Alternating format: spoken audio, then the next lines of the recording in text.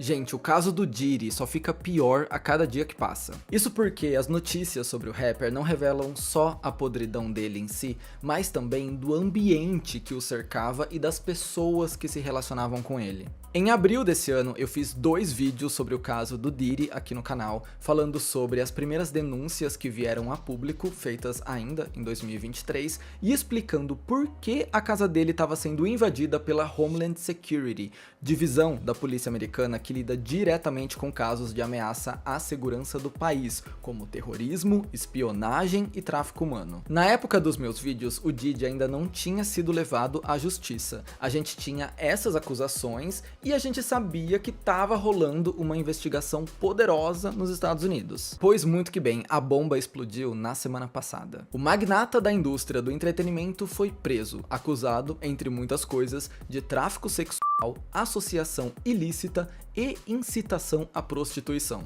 Eu vou contar tudo que a gente sabe sobre essa prisão e o que ela pode representar para as pessoas próximas ao Diddy. Gente, o Diddy inventa um monte de nome para ele. É Diddy, é P. Diddy, Puff Daddy, Sean Combs. Eu vou chamar só ele de Diddy, tá bom? Ele não merece o meu respeito de validar todos os nomes que ele escolheu ao longo da vida. É o Diddy. Quer entender o que é que tá acontecendo no caso do Diddy? Vem comigo que eu vou te explicar tudo, mas gente, antes, pelo amor de Deus, deixa um like nesse vídeo. Foi muito difícil produzir ele, eu tô há 3 dias lendo sobre isso e não é uma pauta legal, ok? Não é interessante ficar vendo vídeos e lendo histórias sobre gente que foi abusada, sobre criminosos, então a minha energia tá na vala, tá bom? Estou desgastado depois desse vídeo, mas se você deixar o seu like eu já vou me sentir renovado. Se inscreve também se você for novo aqui no Fefoverso, tem muito conteúdo de cultura pop, a gente fala sobre filme, série, fofoca, treta de Hollywood, tudo pra você ficar informado em cultura pop. E se você puder me seguir nas redes sociais, eu vou ficar muito feliz, tá bom? @fefocaires lá. Como eu tenho 2 vídeos longos aqui no canal sobre toda essa situação, eu não quero me prolongar muito no contexto, tá? Eu vou te dizer bem rapidinho e bem resumido o que aconteceu antes pra gente chegar onde estamos agora. O Diddy era um dos grandes nomes da indústria da música. Ele começou a construir o seu império ali na virada dos anos 80 para os anos 90. Ele foi descoberto por pessoas que tinham muito poder nas mãos, foi crescendo o seu nome em Hollywood como músico e produtor e, por sua vez, também foi responsável por descobrir e apadrinhar outros artistas, como o Usher, o Biggie e a Mary J. Blige. Com o tempo, o Diddy se tornou uma entidade em Hollywood, produzindo os maiores hits, amigo das maiores celebridades e anfitrião das festas mais comentadas da América. Antes da gente descobrir os horrores que aconteciam nessas festas, o mundo conhecia o estilo Diddy de farrear, era uma piada, era uma referência. O próprio Diddy abraçava essa ideia das festas dele serem muito icônicas e muito liberais. E aí, depois de algumas décadas de sucesso, pulamos para 2023, ano passado, quando a sua ex-esposa, Cassie Ventura, abriu uma denúncia contra o rapper por agressão física, abuso sexual e tráfico humano. O processo foi arquivado porque a Cassie aceitou um acordo em dinheiro, provavelmente achando que essa ia ser a única justiça que ela ia conseguir em vida, e o que ela não esperava é que ela ia desencadear um efeito dominó, com outras vítimas surgindo para denunciar o produtor. Por mais que a gente não tivesse visto nenhum movimento da justiça, era óbvio que a casa dele ia cair. Eram muitas denúncias com histórias bem parecidas e envolvendo até nomes famosos. Um dos últimos processos a surgir foi feito pelo Lil Rod, famoso produtor que trabalhou com o Diddy no último álbum dele, lançado também em 2023, e que disse ter sido abusado e forçado a fazer sexo com garotos de programa pelo Diddy. E a história ganhou novos capítulos no primeiro semestre de 2024, quando a Homeland Security fez uma mega operação na mansão do Diddy e apreendeu drogas, HDs de computador e armas. Eu vou segurar um pouco as informações aqui, porque até então a gente não sabia o que tinha nesses HDs. Agora a gente já sabe. Eu vou te contar quando a gente chegar na parte da prisão. Dá uma olhada aqui na minutagem. Outro capítulo dessa história veio algumas semanas depois, quando vazou um vídeo de uma câmera de segurança de um hotel, onde o Diddy aparecia perseguindo e espancando a sua então esposa, a Cassie Ventura. As imagens batiam 100% com um dos relatos daquele processo que ela arquivou, em que ela dizia ter sido levada para um hotel, obrigada a ter relações com garotos de programa enquanto o Diddy filmava e depois ter apanhado quando tentou escapar do quarto. E nessa semana, o caso ganhou um capítulo surpresa, que eu acho que ninguém estava esperando. Viralizou o depoimento de um criminoso que foi preso em 2018, depois de causar o terror num hotel lá dos Estados Unidos. O cara entrou no prédio, destruiu o patrimônio, trocou tiros com a polícia e foi preso. No depoimento, ele expôs tudo que ele sabia sobre o Diddy. Que? Fefo, qual que é a relação de uma coisa com a outra? Pois é, eu também não sei. E o policial que estava interrogando ele também não fazia ideia. Basicamente, ele diz no depoimento que fez o que fez no hotel porque ele queria chamar a atenção pro que ele tinha a falar. Sabe o Sean Combs, o Diddy? Eu tive relação com ele e com a esposa dele, a Cassie, muitas vezes. Eu era um escravo sexual, se você quiser usar esse termo. E aí o homem continua dizendo que tudo era filmado, tinha vídeo dessas relações, que o Diddy comandava o tráfico de drogas nos Estados Unidos. Na verdade, ele diz que a agenda do hip hop nos Estados Unidos é traficar droga. E que o Diddy tinha muita cocaína na casa dele, em pó e líquida, que eu nem sabia que existia, e que o esquema do Diddy era colocar essas drogas em avião e distribuir para o país. Na época, esse depoimento não foi para lugar nenhum. Gente, 2018, anos e anos atrás, bem antes da Cassie virar público e confirmar tudo isso no processo de 2023. E esse cara já tava ali, ó, premeditando a prisão do Diddy. E só agora a gente tá revisitando esse momento e dizendo, caramba, e não é que o cara tava certo? Bom, tudo isso culminou na prisão do Diddy, que aconteceu dia 16 de setembro em Nova York, sob as acusações de abuso verbal, físico e sexual, tráfico sexual, ameaça, coerção, associação criminosa para promover a prostituição, o trabalho forçado, o sequestro e a obstrução de justiça, entre outros crimes. Sim, eu citei tanto crime que você deve ter ficado perdido, e mesmo assim a justiça diz, entre outros crimes. De acordo com o órgão da justiça, o Diddy abusou, ameaçou e coagiu mulheres e outras pessoas ao seu redor para satisfazer os seus desejos sexuais, proteger a sua reputação e ocultar as suas ações, usando o império que ele construiu para atingir esses objetivos. O promotor Damian Williams revelou que o músico construiu um sistema baseado na violência, para obrigar essas mulheres a terem relações sexuais com garotos de programa sob efeitos de drogas e enquanto eram filmadas, e se ele não conseguia o que ele queria, ele basicamente partia para agressão. E aí ele conseguia de qualquer jeito. Sabe o que a Homeland Security encontrou na casa dele para sustentar todas essas acusações? Primeiro, muitos e muitos vídeos das freak offs, que é como ele chamava as festas dele, onde as mulheres apareciam sendo forçadas a usar drogas e a ter relações íntimas com profissionais. É dito no processo, inclusive, que o Diddy mantinha o silêncio dessas pessoas com dinheiro e com ameaças. Segunda coisa encontrada na casa do Diddy: armas e munição. Ah, eu esqueci de acender minha luz. Terceira coisa encontrada: mais de 1000 frascos de lubrificante que o Diddy usava nas festas da sua casa e dos hotéis que ele frequentava. Sim, mais de 1000 frascos de lubrificante para as freak offs. A justiça diz que o Diddy pedia para sua equipe de funcionários estocar esse lubrificante nos hotéis que ele ia. Percebe que eu mencionei agora a equipe de funcionários do Diddy? Pois é, o processo reforça que existia uma associação criminosa envolvendo seguranças, assistentes, camareiros, cinegrafistas. Sim, porque os abusos não eram filmados com uma TechPix, não. Tinha câmera profissional, tinha iluminação profissional. É muito provável que mais nomes surjam em breve, principalmente dessas pessoas que trabalhavam na casa do Diddy. Enquanto isso, do outro lado da história, o advogado do Diddy disse que ele não tinha nada a esconder e estava decepcionado com a decisão da justiça, porque esse processo era um processo injusto, visto que o Diddy tinha colaborado com todas as investigações até aqui.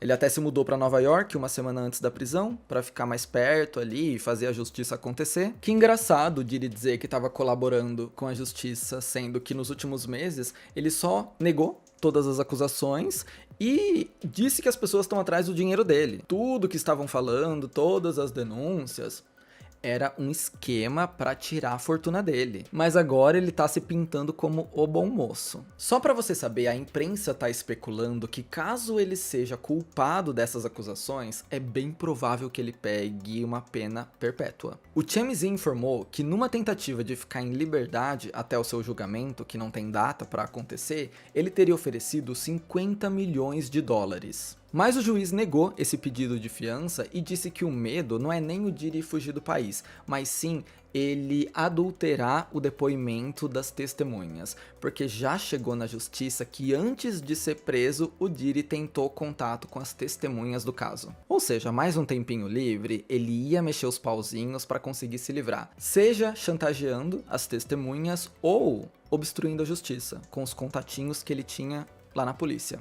A situação do Diddy é feia e ele sabe disso. Segundo fontes da revista People, o cantor foi colocado em observação por tendências suicidas, aquilo que eles chamam de Suicide Watch, que é basicamente uma cela separada para quem tá ameaçando tirar a própria vida. Vale ressaltar que o MDC, onde ele tá detido, abriga 1.600 detentos e é conhecido por ser um lugar meio barra pesada. A prisão conta com um alto número de mortes e de tentativas de detentos tirar a própria vida. Desse ano mesmo tem registro de detento que morreu lá. Eu li uma entrevista de 2 guardas que trabalharam nessa instituição e eles contaram que lá, pros detentos, quando chega um criminoso muito barra pesada, é meio que distintivo de honra você conseguir acabar com a vida dele. Você ganha status dentro da prisão entre os outros detentos. Fui eu que acabei com aquele ali. E o Diddy chegou com um alvo no meio da cabeça. Todo mundo quer esse peixe grande. Por isso ele tá em perigo dentro da cadeia. E tem muita gente se questionando se o Diddy não vai dar uma de Jeffrey Epstein, ou seja, tirar a própria vida antes de botar a boca no trombone e expor outras pessoas, o que seria muito suspeito. E assim, vamos ser sinceros, se o Diddy cair sozinho, eu vou ficar surpreso. Ele vai levar mais pessoas pra baixo. Primeiro, porque a justiça já cita uma afiliação criminosa, pra abusar, sequestrar, chantagear e traficar pessoas. Então certeza que essa galera da afiliação criminosa vai cair. Segundo, porque depois de tantas décadas na indústria, fica difícil acreditar que as pessoas mais próximas a ele não sabiam de absolutamente nada. E antes da gente continuar, vamos entender como eram as festas do Diddy. De acordo com o que foi obtido pela justiça, as festas macabras do Diddy podiam durar dias e eram todas filmadas. As imagens mostram pessoas abusando de substâncias e sendo forçadas a engajarem em relações íntimas. Em um vídeo obtido pelo Daily Mail, o Diddy aparece em uma dessas festas, uma festa all white, com todo mundo usando branco, e ele se posiciona na sacada do segundo andar, dando as diretrizes da festa. Ele diz: "Nós alimentamos vocês, nós demos bebida a vocês, agora é hora de aproveitar a vida. Essa é uma festa para celebrar a vida." Nesse mesmo trecho, ele diz: "Crianças, aproveitem mais um pouco, logo logo vocês vão embora.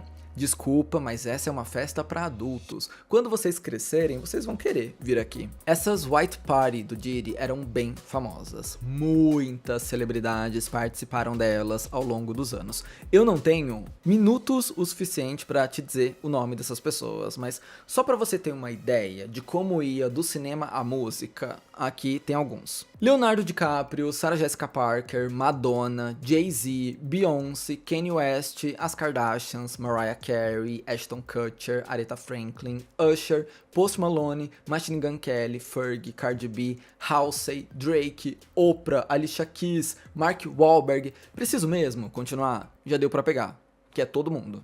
O curioso é que desde que o Diddy caiu, ninguém abriu a boca pra falar dele. Nunca conhecemos essa pessoa. Diddy? Nunca ouvi falar.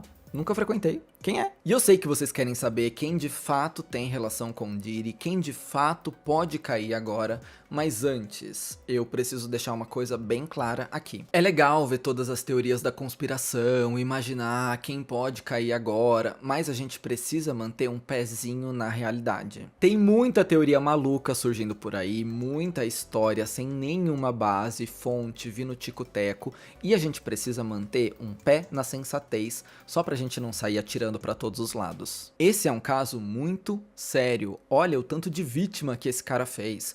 Olha como essas mulheres e homens sofreram nas mãos de uma rede criminosa. Eu não acho certo a gente colocar a dor dessas vítimas de lado pra brincar de especulação, pra levantar esse hipersensacionalismo e, sei lá, bater o bingo de quem vai ser a próxima celebridade presa. E eu digo isso porque tem muita gente oportunista agora se aproveitando desse caso extremamente pesado pra espalhar fake news. Primeiro, vamos entender uma coisa. Nem todo mundo que frequentou uma festa do Diddy é um criminoso. Até porque, se fosse assim, pode prender Hollywood inteira. Nunca mais assista nenhum filme, nunca mais veja nenhuma série, nunca mais escute nenhuma música. Porque todo mundo já pisou do lado do Diddy. Segundo, nem toda festa dele era um freak-off. E os abusadores precisam disso para manter o seu poder por anos e anos. Não dá para eles saírem abusando em toda a festa, não dá para eles saírem por aí sendo o demônio com todo mundo. Eles precisam ser um anjinho na frente de certas pessoas, porque são essas pessoas que, quando a bomba explodir,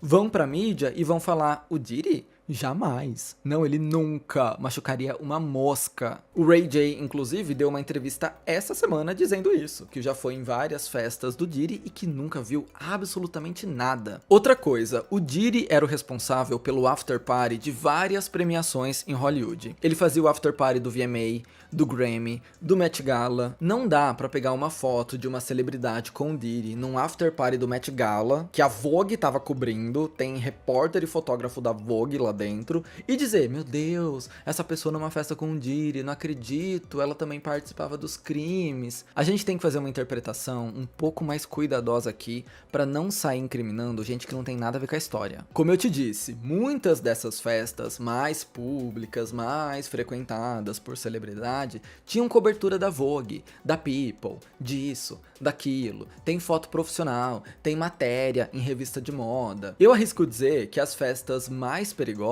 são aquelas que a gente tem menos fotos.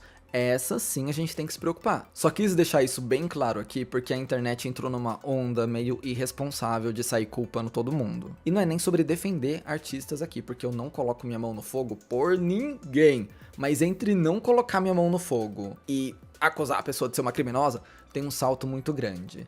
E assim, pela responsabilidade jornalística, a gente não pode fazer isso. Por isso, a conexão que a gente pode fazer para estabelecer uma relação entre essas pessoas e o Diddy é um pouco mais profunda. Qual era o papel dessa pessoa na vida do Diddy? E aí não tem como a gente não falar do Jay-Z. O marido da Beyoncé conhece o Diddy desde os anos 90 e eles são bem próximos. Então as pessoas começaram a ligar os pontos e discutir algumas teorias, principalmente aquelas que envolvem mortes suspeitas na indústria musical. Vamos fazer uma viagem no tempo para os anos 90. Quando o Jay-Z estava tentando entrar no mundo da música, ninguém deu muita bola. Nenhuma gravadora queria assinar ele, ninguém acreditava que ele tinha o talento ou o apelo visual para ir para frente. Na época, o seu então amigo Damon Dash ajudou ele a cofundar a gravadora Roc-A-Fella, para assim conseguir lançar e promover o seu próprio material. Nos anos seguintes, muita coisa ia mudar. De uma forma muito resumida aqui, o Damon e o Jay-Z despertaram um interesse mútuo pela cantora Aaliyah, que estava dominando os anos 90 e tinha acabado de sair de um relacionamento abusivo com o cantor R. Kelly. Sim,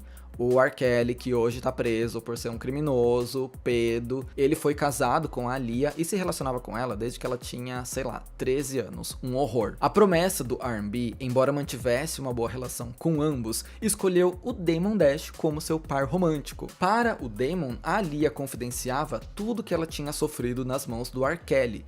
Poucas pessoas sabiam disso, ela nunca tornou nada público, mas o Jay-Z, que fazia parte desse círculo íntimo, também sabia. Eis que, em um acidente muito suspeito, a Aaliyah morre numa queda de avião em 2001. Tudo em volta dessa morte é uma bagunça. A Aaliyah tinha gravado o clipe de Rock the Boat nos Estados Unidos, mas por algum motivo a produção não tinha achado bom o suficiente e pediu para que ela fosse para as Bahamas gravar mais cenas. Na volta, o Lenny Kravitz mandou um jato particular buscar a diva do R&B. E por algum motivo misterioso, apenas a equipe da produção voltou da viagem no jato. A Lia pegaria outro voo junto com o equipamento de filmagem que estava causando sobrepeso na aeronave e preocupando todos sobre a segurança dessa viagem. A cantora estava tão nervosa e insegura de entrar nesse avião com sobrepeso que ela precisou tomar um remédio da sua equipe para ficar mais calma. De acordo com um dos funcionários que estava carregando as malas até o avião,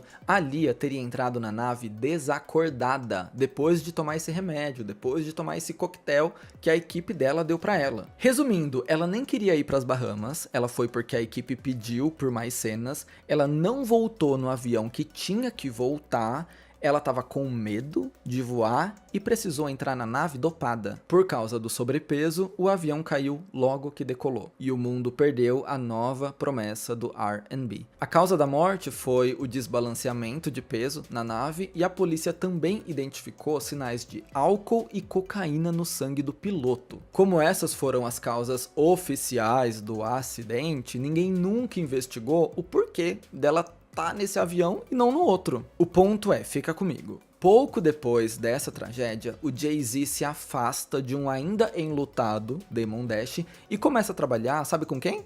Com o R. Kelly, cujos crimes ele já estava bem ciente. Essa foi uma traição horrorosa contra o Damon, que foi o único a estender a mão e ajudar o Jay-Z lá atrás. O Damon então vendeu as suas ações na Rockefeller, a gravadora que ele tinha feito para lançar o Jay-Z, e aí o marido da Beyoncé construiu o seu império até ter a Roc Nation atualmente. Tá, Fefo, mas onde essa história cruza com a história do Diddy? No assassinato do Tupac. O Tupac era um dos maiores nomes do rap, sem dúvidas. O assassinato dele é muito misterioso e segue sem explicação até hoje. A gente sabe que o Tupac estava num carro quando uma gangue parou no carro do lado e atirou. Sabemos disso. Sabemos a pessoa que puxou o gatilho. Mas nunca foi bem explicada a motivação de tudo, se teria mais alguém envolvido nisso. E há tempos, o Tupac já dizia em entrevistas que pessoas estavam tentando tirar ele de cena, dando a entender que ele estava falando do Diddy e do Big, do B.I.G. Meses depois da morte do Tupac, o Big também foi assassinado numa circunstância muito parecida.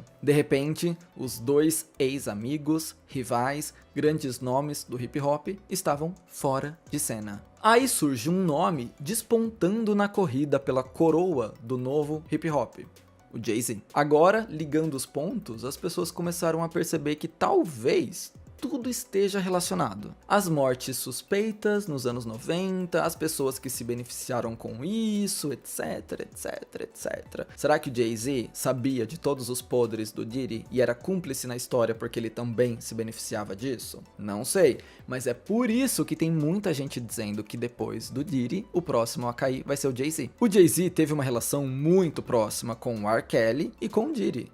Dois cantores que caíram com as acusações mais monstruosas possíveis. Será mesmo que o Jay-Z era um cristal lapidado no meio desses monstros? E para esse vídeo não ter 3 horas de duração, eu não quero me prolongar muito em todas as teorias da conspiração que envolvem o Jay-Z, mas vocês pediram muito para eu explicar uma em específico: a contratação da Rihanna. E toma cuidado com as fake news aqui, tá? Porque tem muita gente usando termos pesados para descrever o que aconteceu. O que houve foi, a Rihanna foi para os Estados Unidos enquanto ainda era menor de idade, sem os pais, para ter uma reunião de negócios com o Jay-Z. E de uma forma muito leve, eles disseram que mantiveram ela no escritório até 3 horas da manhã para convencerem ela a assinar um contrato. Não dá para dizer que crimes foram cometidos aqui, mas a gente pode combinar que é no mínimo estranho e meio manipulador ter uma reunião importante dessas com uma menor de idade, desacompanhada de um responsável e precisar de tantas horas assim para convencer ela. Mas é isso que a gente sabe. E aí, dando um salto para as teorias, tem gente dizendo que a Rihanna foi vítima de tráfico, que ela foi arrastada para os Estados Unidos. Aí a gente parte para a especulação do negócio. E sabe o que é que tá pesando pro lado do Jay-Z? Muita gente que expôs o Diddy na internet também falou sobre o Jay-Z saber de tudo. E embora a gente esteja falando sobre teorias aqui, essa galera tá acertando muita coisa que tá caindo nas costas do Diddy. Então, talvez eles estejam acertando mais uma queda que vai rolar em breve. E as coisas não tão boas pro Jay-Z essa semana, tá? O cara deve estar uns meses sem dormir já. Nesses últimos dias, saiu um blind item de que ele teria se encontrado com um advogado criminal e um advogado de divórcio recentemente. Blind item, eu não sei a veracidade, muito provável que seja mentira, mas se for verdade, ele já tá se preparando pro pior, né? E como se não bastasse, ele ainda precisou escutar poucas e boas da Nicki Minaj no Twitter. A rapper fez um desabafo lá nas redes sociais depois que o seu nome foi citado pelo empresário Steve Stout, que alegou que ela não assinou um acordo depois da venda do Tidal, sei lá, em 2021. E que ela tava brava por causa disso, porque o Tidal foi vendido e a Nicki Minaj não tinha ganhado nada. Pois a Nicki foi pra internet, disse que foi enganada sobre o acordo com o Tidal e que ela recebeu uma proposta depois da venda da plataforma de streaming, que na verdade era uma tentativa de silenciamento. Por isso que ela recusou. Ela falou que ofereceram $1 milhão pra ela ficar quieta, aceitar a venda do Tidal e seguir a vida. E ela não aceitou esse $1 milhão, ela não precisa disso. Ela ainda acusou esse Steve de trazer esse assunto à tona só para desviar o foco das pessoas que estavam pressionando o Jay-Z a dar um pronunciamento sobre o amigo dele que foi preso. Ela foi grandona, ela soltou os cachorros. E uma coisa tá clara nessa situação. Tá todo mundo tentando fugir do Diddy. O Usher, que foi treinado pelo Diddy lá nos anos 90 e viu muita coisa que não era certa, apagou mais de 7.000 tweets essa semana. Depois ele veio à rede social dizer que sua conta foi hackeada e que as pessoas estavam emocionadas demais para tirar conclusões. Eu não sei que hacker invade sua conta e, em vez de tweetar coisas ou roubar os seus dados, apaga tweets. Um hacker que faz uma limpeza nas redes sociais.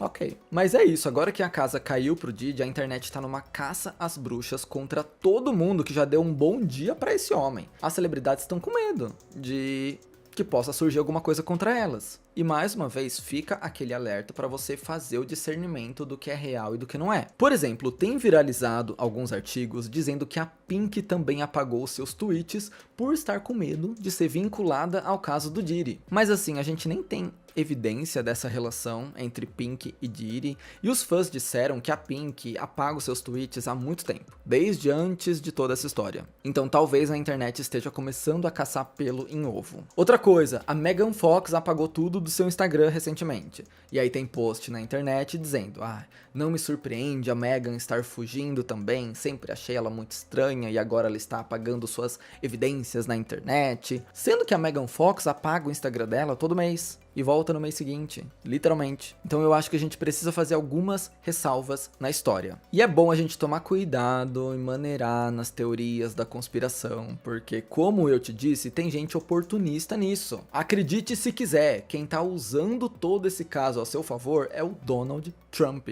Essa campanha presidencial não tá a mais limpa da história dos Estados Unidos, e o Trump compartilhou nas suas redes sociais uma foto adulterada da Kamala Harris com o Diddy, dando a entender que a Kamala frequentava as festas do Diddy.